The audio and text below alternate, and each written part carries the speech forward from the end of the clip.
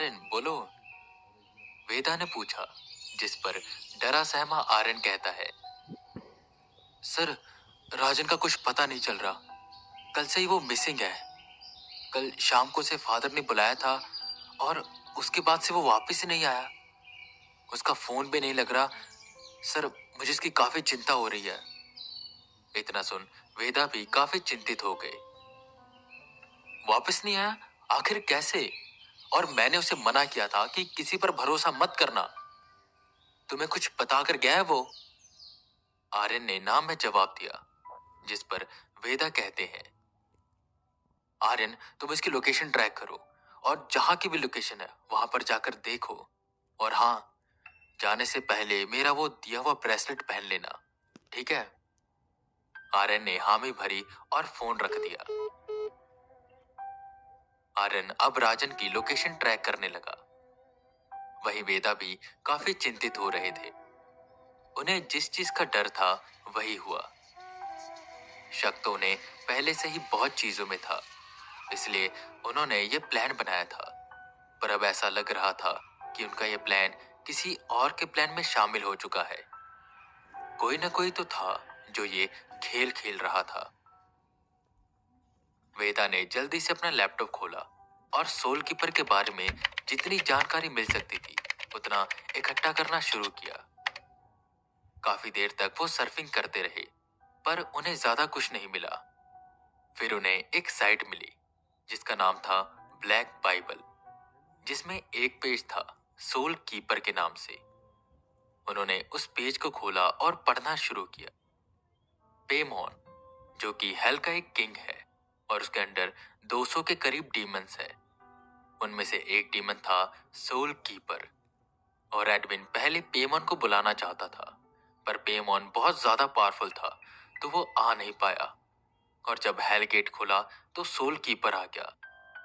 Soul keeper भी एक बहुत खतरनाक डीमन है, जिसे अगर उसकी पूरी पावर मिल जाए तो वो भी उस इंसान की हर विश को पूरी कर सकता है और उसे इस दुनिया का राजा बना सकता है। वेदा आगे आगे पढ़ते रहे, जहां उन्हें बस लिमिटेड जानकारी ही मिली। उतनी देर में वेदा का फोन बजता है।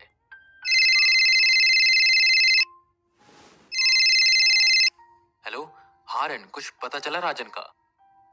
अभी उनका सवाल खत्म ही हुआ था कि डरते डरते आर्यन बोला, सर सर राजन उसी चर्च यार्ड में है। मैंने अभी उसकी लोकेशन ट्रैक करी। उसका फोन वहीं पर है। सर अब क्या करें? आर्यन काफी डरा हुआ था।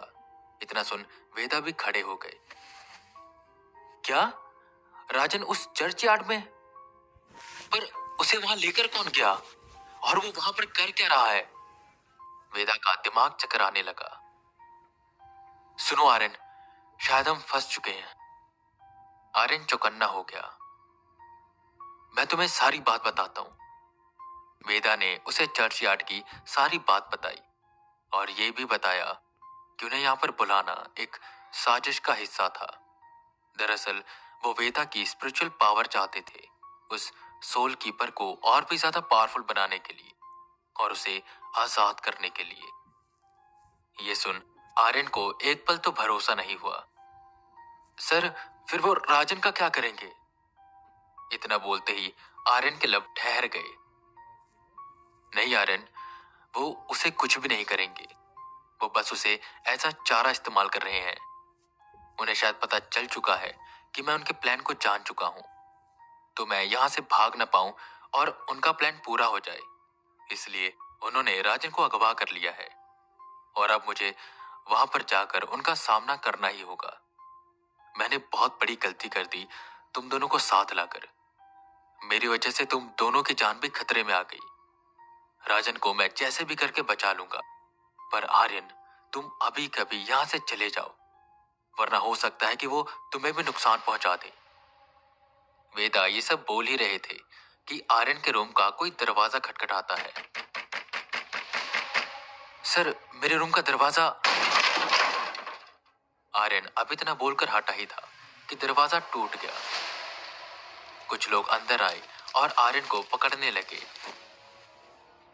हेलो हेलो आर्यन, क्या हुआ? वेदा काफी चिंतित हो गए। वेदा वेदा वेदा, या कहूं हैरी।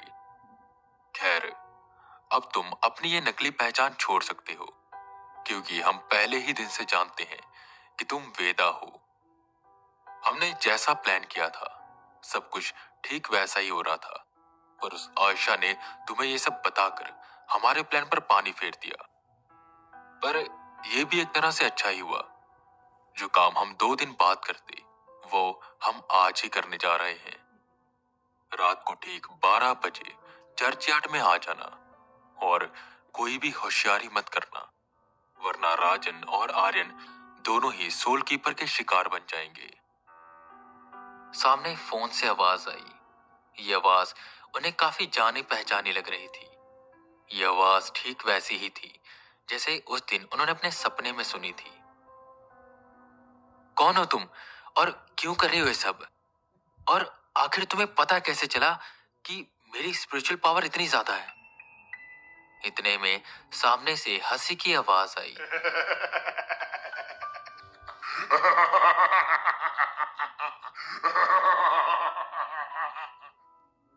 पंडित वेदांत, तुम्हें क्या लगता है कि तुम बस अकेले हो इस दुनिया में जिसके पास ये सब ताकतें हैं? खैर, मुझे जिसने तुम्हारे बारे में बताया है, वो तुम्हारा कोई खास ही है, खास दुश्मन। वेदा को कुछ भी समझ नहीं आ रहा था। उनके सवालों का पिटारा खुलते ही जा रहा था कि आखिर ये कौन है और क्यों कर रहा है। उन्हें कुछ भी समझ नहीं आ रहा था। पंडित वेदांत, ठीक 12 बजे चर्चयार्ड में आ जाना। सामने जो भी था वो फोन रख देता है, और फिर वेदा खुद को कोसने लगते हैं कि उनकी वजह से राजन और आर्यन की जान खतरे में आ गई। उस बच्चे को तो वो नहीं बचा पाए, और अब कहीं ऐसा ना हो कि उनकी वजह से इन दोनों को भी वो खो दे। उस दिन तो वेदा भाग गए थे, पर आज नहीं। आज वो इसका सामना जरूर करेंगे। वेदा ने मन में गांठ बांध ली, और अब वो तैयार थे इस सामना करने के लिए उन सब आत्माओं का, और खासकर उस सोल कीपर का।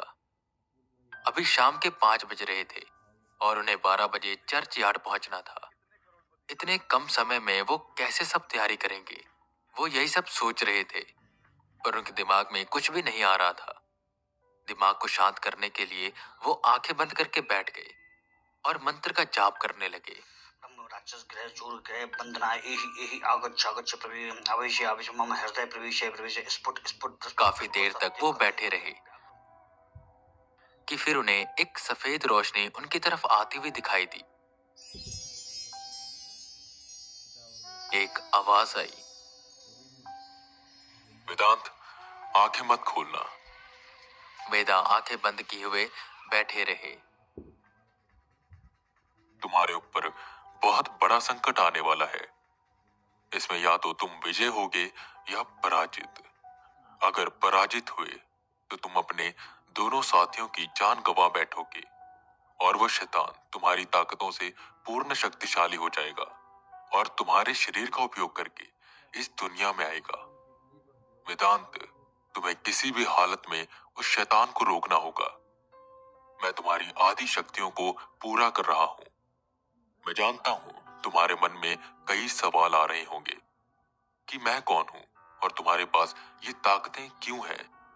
इसका जवाब तुम्हें जल्द मिलेगा। मेरे जाते ही तुम अपनी आंखें खोलना। तुम्हें एक सफेद पंख दिखाई देगा, उसे अपने सीने से लगाना। तुम्हें तुम्हारी शक्तियां पूर्ण रूप से मिल जाएंगी। वेदांत, किसी भी तरह उस शैतान को जीतने मत देना।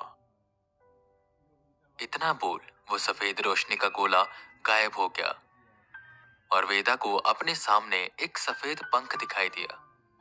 उन्होंने उसे उठाया और अपने सीने से लगाया। एक तेज रोशनी निकली और वो पंख वेदा के अंदर समा गया।